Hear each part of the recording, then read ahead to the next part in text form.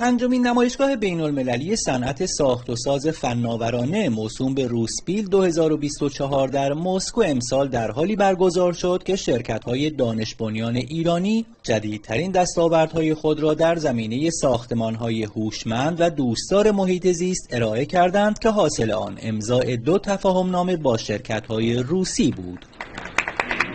در این نمایشگاه ما تونستیم که 2 تفاهم‌نامه مابین شرکت‌های حاضر با طرف روسی امضا بشه و ارزش این قرارداد 5.8 میلیون دلار بوده و خدا رو شکر الحمدلله هم شرکت‌ها راضی بودن از حضور در این غرفه ها، هم طرف روسی به شدت استقبال کردن. روسیه کمپانی з іранськими наукоємкими. ما امروز تفاهم‌نامه‌هایی برای مشارکت در حوزه فناوری نوین ساختمانی با شرکت‌های پیشرفته ایرانی امضا کردیم. در روسیه تقاضای زیادی برای ساخت و ساز فناورانه وجود داره. بنابراین همکاری‌های ما در جهت خوبی توسعه خواهد یافت. ما یه تفاهمی الان امضا کردیم بابت بحث محصولات گلخونه و اسکایلایت که ما تو کارخونه خودمون تولید می‌کنیم، گلخونه‌های شیشه‌ای و اسکایلایت فری فرم.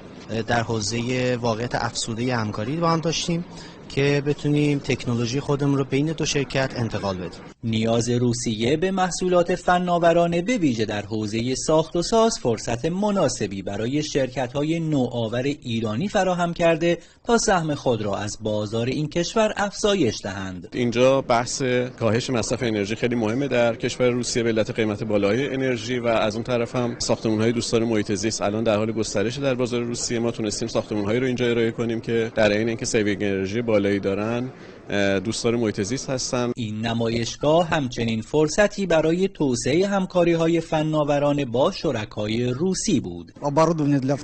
صنعت ساخت و ساز با استفاده از دانش و فناوری وارد مرحله جدیدی شده و در این زمینه با شرکت‌های ایرانی روابط نزدیکی برقرار کرده ایم چون دانش و مهارت پیشرفته‌ای دارند. 9 شرکت دانش بنیان ایرانی با عرضه محصولاتی فناورانه تونستن نظر بسیاری از شرکت‌های روسی رو برای همکاری به خودشون جلب کنن. سید علی دارابی، خبرگزاری صدا و سیما، نمایشگاه بین‌المللی اکسپو سنتر در مسکو.